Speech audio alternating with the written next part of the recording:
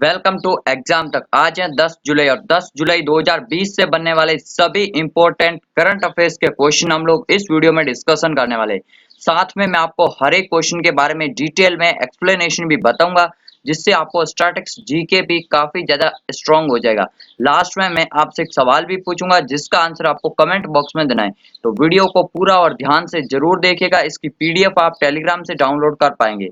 तो स्टार्ट करते हैं आज का वीडियो। पहला क्वेश्चन कौन सा है? इंपॉर्टेंट क्वेश्चन है। किस राज्य में स्थित देहिंग पटकाई वन्य जीव अभ्यारण्य को राष्ट्रीय उद्यान का दर्जा दिया जाएगा? तो राष्ट्रीय उद्यान का दर्जा दिया जाएगा देहिंग पटकाई वन्य जीव अभ्यारण्य को। इंपॉर्टेंट है, आपसे एग्जाम में क्वेश्चन पूछ सकते हैं। देहिंग पटकाई वन्य जीव अभ्यारण्य या राष्ट्रीय पार्क किस राज्य में स्थित है? तो ये आपको याद रखना है। इंपॉर्टेंट असम राज्य से संबंधित है, जिसको अभी नेशनल पार्क का दर्जा दिया जाएगा। ठीक है ना? तो मोस्ट इंपोर्टेंट क्वेश्चन है, आपको याद रखना है। अब बात असम की आई है, तो असम की राजधानी क्या है? दिसपुर यहाँ की राजधानी है। सबसे बड़ा शहर कौन सा है? गुवाहाटी सबसे बड़ा शहर है। ठीक है ना? और दिसपुर और गुवाहाटी दोनों किस नदी के किनारे? ब्रह्मपुत्र नदी के किनारे दोनों शहर बसे हुए हैं। असम के अभी प्रेजेंट टाइम में सीएम कौन है? तो सर्बानंद सोनोवाल प्रेजेंट टाइम में असम के सीएम है। राज्यपाल कौन है? असम के जगदीश मुखी राज्यपाल है। नेशनल पार्क प्रमुख कौन से? Kaziranga national park, Orang national park और मानस नेशनल पार्क। ये तीनों ही नेशनल पार्क इंपॉर्टेंट है। काजीरंगा आपको याद रखना है, एक सिंह के गैंडे के लिए फेमस है काजीरंगा नेशनल पार्क। तो ये भी आपको याद रखना है। ये सभी बातें आपको मोस्ट इंपोर्टेंटली याद रखना है। अब बात करते हैं सेकंड क्वेश्चन की। इंपॉर्टेंट क्वेश्चन है, ये भी हाल ही में भारत ने किस देश के साथ शैक्षिक बुनियादी ढांचे के विकास के लिए 5 समझौतों पर हस्ताक्षर किए हैं? तो अभी भारत ने किस देश के साथ वहां पर शैक्षिक बुनियादी ढांचे के विकास के लिए 5 समझौतों पर हस्ताक्षर किए हैं? तो अफगानिस्तान के 4 प्रांतों में शिक्षा के बुनियादी ढांचे में विकास के लिए भारत ने अफगानिस्तान के साथ समझौता किया है। तो ये आपको याद रखना है। ठीक है ना? अब बात अफगानिस्तान की आई है, तो राजधानी क्या है? काबुल यहाँ की राजधानी है। राष्ट्रपति कौन है? अशरफ गनी अहमद जई, ये यहाँ के राष्ट्रपति। और मुद्रा क्या है? अफगानी है। ये आपको याद रखना है। अफगानिस्तान जो है वो सार्क का मेंबर है, ये भी आपको याद रखना। भारत और अफगानिस्तान के बीच में जो बॉर्डर लगता है वो कौन से स्टेट में लगता है? तो जम्मू कश्मीर में लगता है। यहाँ पर ऊपर लगभग 80 किलोमीटर के आसपास। ठीक है ना? उस लाइन को क्या कहते हैं? डूरंड रेखा कहा जाता है। अगर पाकिस्तान और अफगानिस्तान के बॉर्डर को भी क्या कहा जाता है? डूरंड रेखा ही कहा जाता है। तो ये भी आपको याद रखना है। मोस्ट इंपोर्टेंट है। जो भी मैंने आपको अफगानिस्तान के बारे में पॉइंट बताए, इसमें ये सभी आपके एग्जाम के लिए मोस्ट इंपोर्टेंट है। अब बात करें थर्ड क्वेश्चन की। हाल ही में जगदीश का निधन हो गया, तो वो कौन थे? जगदीश कौन थे? इन्होंने शोले फिल्म में भी काम किया था। यह एक हास्य कलाकार और अभिनेता थे। तो ये आपको याद रखना, जिनका हाल ही में निधन हो गया। इन्होंने शोले जैसी बड़ी फिल्मों में काम किया, लगभग 400 प्लस फिल्मों में काम कर चुके हैं ये। इनका जगदीश नाम था एंड ये अभिनेता और हास्य कलाकार थे, जिनका हाल ही में निधन हो गया। तो ये आपको याद रखना है।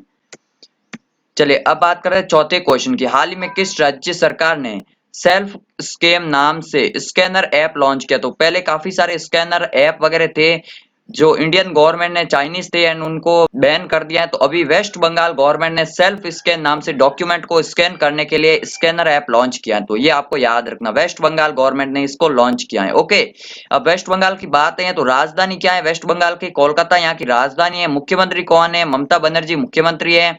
ये टीएमसी पार्टी के अध्यक्ष हैं। तो ये भी आपको याद रखना। टीएमसी पार्टी की स्थापना कब हुई थी? 1998 में। ओके, तो वो सब आपको याद रखना।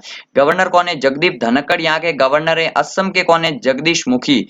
तो ये आपको याद रखना। जगदीप धनखड़ तो हैं पश्चिम बंगाल के, और जगदीश मुखी जो हैं वो हैं असम के। तो ये दोनों आपको बातें याद रखनी है। पश्चिम बंगाल के प्रमुख नेशनल पार्क कौन से? तो Sundarban delta national park, Buxa और जल्दापाड़ा, ये 3 इंपोर्टेंट नेशनल पार्क है। इसके अलावा सुंदरवन डेल्टा जो है वो विश्व का सबसे बड़ा डेल्टा भी है। तो ये भी आपको याद रखना। गंगा और ब्रह्मपुत्र नदी मिलकर इस डेल्टा को बनाती है। तो मोस्ट इंपोर्टेंट याद रखना है। चलिए अब बात करें पांचवा क्वेश्चन। ये भी इंपॉर्टेंट करंट अफेयर्स के क्वेश्चन से है। आज का क्वेश्चन है, प्रधानमंत्री नरेंद्र मोदी द्वारा 10 जुलाई को किस राज्य में एशिया के सबसे बड़े सोलर प्लांट का उद्घाटन किया जाएगा? तो ये आपको याद रखना है। ये मध्य प्रदेश में किया जाएगा। मध्य प्रदेश के रीवा डिस्ट्रिक्ट में ये सोलर प्लांट बनाया गया है। एशिया का सबसे बड़ा सोलर प्लांट है, जिसका उद्घाटन आज प्रधानमंत्री नरेंद्र मोदी जी वीडियो कॉन्फ्रेंसिंग के माध्यम से करेंगे, ऑनलाइन तरीके से। ठीक है ना? तो ये आपको याद रखना है, मोस्ट इंपोर्टेंट है। अब मध्य प्रदेश की बात है तो सीएम कौन है? अभी शिवराज सिंह चौहान मुख्यमंत्री हैं। राजधानी कौन क्या है? भोपाल है। गवर्नर कौन है? लालजी टंडन है। लेकिन आनंदीबेन पटेल जो उत्तर प्रदेश की गवर्नर है उनको एक्स्ट्रा चार्ज दिया गया है क्योंकि लालजी टंडन अभी उनकी हालत ठीक नहीं है, ठीक है ना। नेशनल पार्क एमपी के प्रमुख कौन है? Kanha national park, Panna national park, Satpura national park और बांधवगढ़ नेशनल पार्क। तो ये इंपॉर्टेंट नेशनल पार्क है। अब सोलर है तो सोलर अलायंस बना हुआ है एक, जिसका हेडक्वार्टर कहाँ है? तो इंटरनेशनल सोलर अलायंस, तो वो भी आपको याद रखना है, ठीक है ना। तो ये भी आपको याद रखना, उसका हेडक्वार्टर कहाँ है? हरियाणा के गुड़गांव में। ओके, चलिए अब बात करें छठा क्वेश्चन की। इंपॉर्टेंट क्वेश्चन है, हाल ही में किसके नाम पर आईएआरआई की झारखंड की बिल्डिंग का नाम रखा गया है? तो अभी किस महापुरुष के नाम पर आईएआरआई यानी कि इंडियन एग्रीकल्चर रिसर्च इंस्टीट्यूट की जो झारखंड शाखा है उसका नाम रखा गया है? श्यामा प्रसाद मुखर्जी के नाम पर। तो ये आपको इंपॉर्टेंट याद रखना है। आईएआरआई क्या है? Indian agriculture research institution. Okay, चलिए अब बात करें सातवां क्वेश्चन की। इंपॉर्टेंट क्वेश्चन है ये भी, हाल ही में भारत ने किस देश में संस्कृत विद्यालय का निर्माण किया है? तो किस देश में भारत ने संस्कृत विद्यालय का निर्माण किया है? तो ये किया है नेपाल देश में। ओके, ये आपको याद रखना है क्योंकि आपको पता होगा नेपाल में भी संस्कृत भाषा चलती है एंड उत्तराखंड जो स्टेट है भारत का उसकी सेकेंड लैंग्वेज जो है वो संस्कृत ही है। तो ये सब भी आपको याद रखना है। तो यहाँ पर आपको बता दूं कि राजधानी क्या है। नेपाल की बात है तो काठमांडू यहाँ की राजधानी है। प्रधानमंत्री कौन है? केपी शर्मा ओली यहाँ के प्रेजेंट टाइम में प्रधानमंत्री है। राष्ट्रपति है विद्या देवी भंडारी। तो ये तीनों बातें आपको याद रखनी है। इसके अलावा भारत नेपाल के बीच में काला पानी विवाद भी है, ये भी आपको याद रखना है। इसके अलावा लिपू लेक विवाद भी है, लिपू लेक विवाद, तो वो भी आपको याद रखना है। ये दो भारत और नेपाल के बीच में प्रमुख विवाद हैं। ओके, अब भारत जो है और नेपाल, भारत के कितने स्टेट नेपाल के साथ बॉर्डर बनाते? तो 5 स्टेट बनाते हैं। उत्तराखंड बनाता है, उत्तर प्रदेश बनाता है, बिहार बनाता है, पश्चिम बंगाल और सिक्किम। ये 5 स्टेट है जो नेपाल के साथ बॉर्डर बनाते हैं। चलिए अब बात करते हैं 8वें क्वेश्चन की। इंपॉर्टेंट क्वेश्चन है ये भी, मोस्ट इंपोर्टेंट। हाल ही में केंद्र सरकार ने 8,200 करोड़ रुपए के प्रस्तावित किस एक्सप्रेसवे को मंजूरी दी है? तो अभी जो है चंबल एक्सप्रेसवे को मंजूरी मिल गई है केंद्र सरकार की तरफ से। 8,250 करोड़ की परियोजना होगी जो कि 3 स्टेट से गुजरेगी। कौन से स्टेट से गुजरेगी? जिनसे चंबल नदी गुजरती है उनसे, एमपी, राजस्थान एंड यूपी, इन तीनों स्टेट से गुजरेगी ये परियोजना। आपको याद रखनी है, मोस्ट इंपोर्टेंट है। सबसे ज्यादा लंबाई एमपी में होगी, फिर राजस्थान एंड फिर यूपी में। तो ये तीनों बातें आपको याद रखनी है। चंबल नदी जो है एमपी से निकलती है, उत्तर प्रदेश में जाकर यमुना नदी में मिल जाती है। तो ये भी आपको याद रखना है।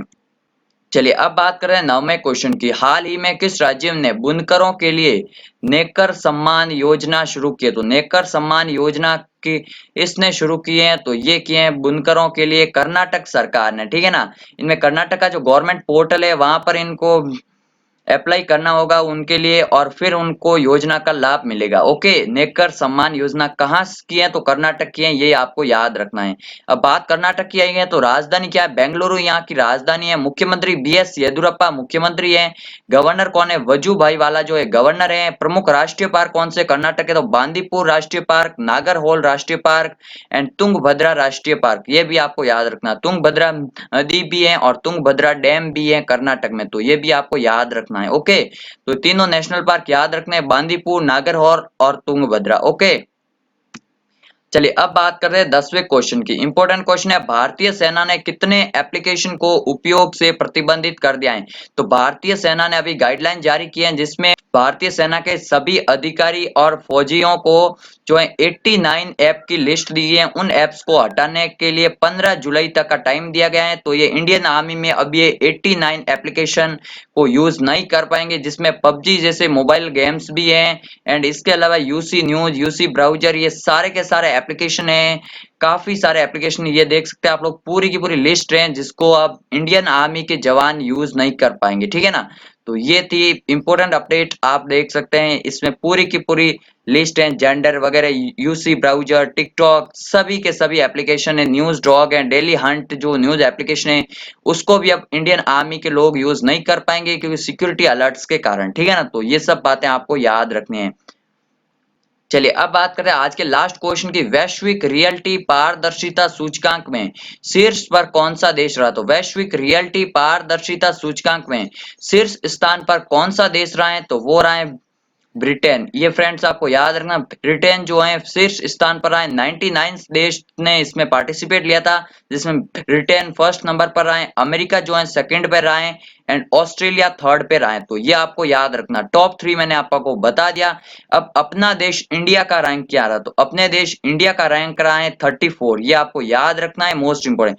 34वां स्थान रहा है भारत का इस रैंकिंग में, वैश्विक रियलिटी पारदर्शिता सूचकांक। ओके, अब ब्रिटेन पहले नंबर पर आए। तो ब्रिटेन के बारे में बता दूं, राजधानी क्या है? लंदन है। मुद्रा क्या है? पाउंड स्टर्लिंग इसकी मुद्रा है। प्रधानमंत्री कौन है? बोरिस जॉनसन है। अभी ब्रिटेन के बारे में आपको ये याद रखना कि ईयू से अलग हो गया, यानी कि यूरोपियन यूनियन से अलग हो गया। अब यूरोपियन यूनियन में कितने देश हैं? तो यूरोपियन यूनियन में अब 27 देश है, पहले 28 थे, अभी ब्रिटेन अलग हो गया है। तो ये आपको याद रखना। आज के सभी सवाल पूरे हुए। अब मैं आपको कल के सवाल का आंसर देता हूँ, आज का नया सवाल पूछता हूँ। कल मैंने आपको कौन सा क्वेश्चन पूछा था? ई कचरे का सबसे बड़ा उत्पादक देश कौन सा बना है?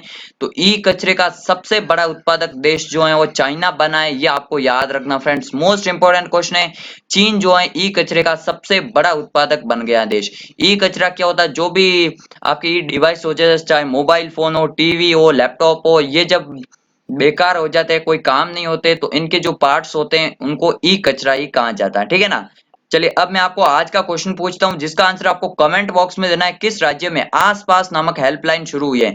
तो ये जो आसपास हेल्पलाइन है, ये ऐसे लोगों के लिए जो कि अपने आप को अकेला फील करते हैं और वो कहीं ना कहीं डिप्रेशन में है, उनके लिए ये हेल्पलाइन है, आसपास हेल्पलाइन। ठीक है ना। तो ये किस स्टेट में शुरू की गई, उसका नाम आपको कमेंट बॉक्स में लिखना है।